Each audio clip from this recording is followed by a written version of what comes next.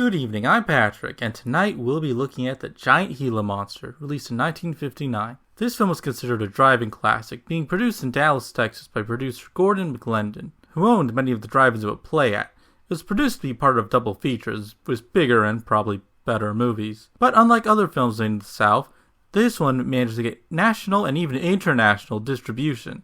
Does that mean it's good? Does that mean it has good kills? Well, let's find out and get to them. In the enormity of the West, there are still vast and virtually unexplored regions, bleak and desolate. The movie begins with a documentary, and already on board. Lame excuse to have a giant monster. But enough of that. We fade to some generic rock and roll before this car gets launched off a cliff and we get a glimpse of our monster. And the title card!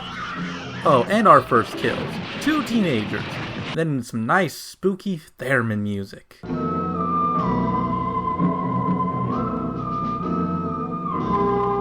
We are then introduced to their friends, a bunch of 50s teenagers drinking Coca-Cola, going to the drive-in, and haggling for old cars. What you did in the 50s, as far as I'm aware.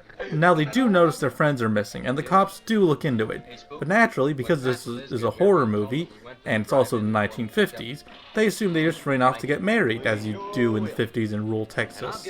Here is our main character. He's a mechanic and a drag racer, as you do in the 50s, and he knows his way around Nitro, unlike this jackass. But remember that Nitro, and remember actor Don Sullivan, who popped up in the remade-for-TV movie, Gila. He was in some other things like Teenage Zombies and some other drive-in trash, and also a movie called Paradise Alley, which I've read is good, but I haven't seen it. The sheriff looks around some more, but nobody seems to know much, not even this random drunkard. Anyways, Sheriff Jeff is played by Fred Graham, a man mostly known for uncredited work as a stuntman and stunt coordinator, being in a couple of Hitchcock movies and like 100 westerns or something. He was also an actor in The Crimson Ghost, which is only really notable because of this one face being used by a certain band. Unbeknownst to him, Chase ends up intercepting a call about a wrecked car in a ditch, because that's how phones worked back then. The two of them look around and find skid marks and blood on the seats. Not good signs. Although, I have to note that this isn't the car from the beginning of the movie. But, since there are no bodies here, I can't really count anything. We do learn a bit about Chase though, mainly that he takes care of his sister and is paying for her medical stuff.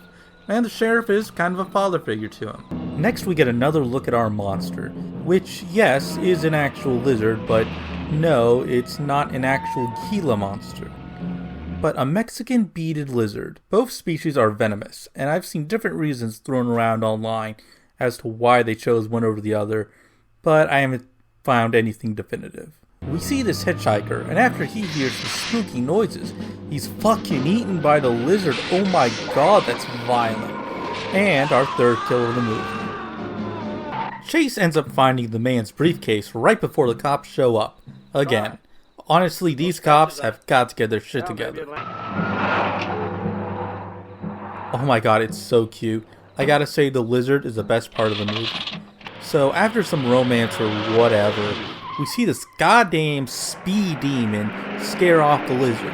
Or he gets scared off the road by the lizard. I honestly can't tell. But it's foreshadowing, so remember that. This is Ken Knox, a real DJ, or disc jockey, which, yes, is what those letters stand for. He worked at radio stations owned by aforementioned producer Gordon McLendon. His character is named Horatio Alger Smith, or Steamroller. And he has a way with words. Dad, I'm superb. 7 to a box, no corners. I'm a roundhouse.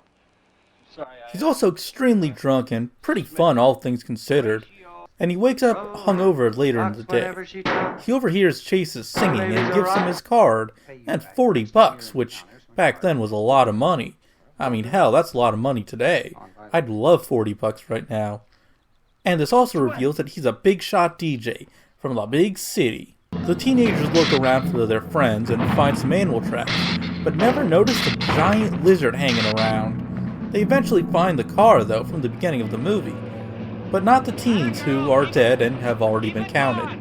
That's not important because this one guy is driving an oil truck when the Gila monster attacks him and blows up the truck. Goddamn, giving us our 4th kill. Extra crispy. During this chase, spends some time with his sister and plays the ukulele for her. I'm skipping this because I hate ukulele music. What's more thrilling is after this guy almost gets steamrolled by a train, the Gila monster shows up and derails it, killing oh no. Honestly though, this movie has good effects. Ray Kellogg, who also helmed The Killer Shrews, which had a similar production background, actually worked in special effects at Fox, alongside some second unit direction on things like Batman. He also directed a movie about the Vietnam War with John Wayne that was pro-military. Oh boy. For this movie, in exchange for doing the effects, he was allowed to direct the movie, and I'd say it's shot pretty well, all things considered. At least the monster stuff was the miniatures. Anyways, after some stuff with this drunkard, we get a sort of explanation for the monster. Something thyroid, great, good, cool. Chase finds out about the train wreck, but not the body count, and they start to piece together a description of the monster. Now, remember that DJ? Well, there's this party, and Chase got him to be the MC, or whatever you call it, down at the local sock hop. Chase plays some more, Christian ukulele music, the 2 worst genres. Thankfully, the Gila monster crashes the party, but it gets scared off with, bullets. Chase gets an idea and loads up his car with nitro. He chases it for a while and makes the ultimate sacrifice for a 50s teen, sending his hot rod towards the monster and blowing it the fuck up, giving us our 5th or 44th kill. I'll explain later.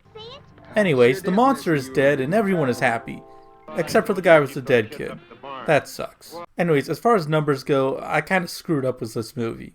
I've seen the number of train passengers be listed as 39, but I couldn't verify that in the film itself, so unless I missed something, I'll have to go off of that or not include the train at all.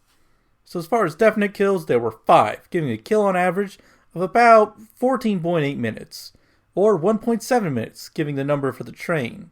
Coolest kill was for sure the oil truck. I mean, they were solid contenders, but that guy got blown up and eaten. Talk about barbecue. Lamest kill, I'll have to give to those teens from the beginning. It was pretty off-screen and didn't look all that great compared to the other stuff. Then, that's it. The Giant Gila Monster came out in 1959 and was featured on Mystery Science Theater 3000. But then again, what hasn't? The film is currently public domain. And that's it for the video. See you next time, whenever that is.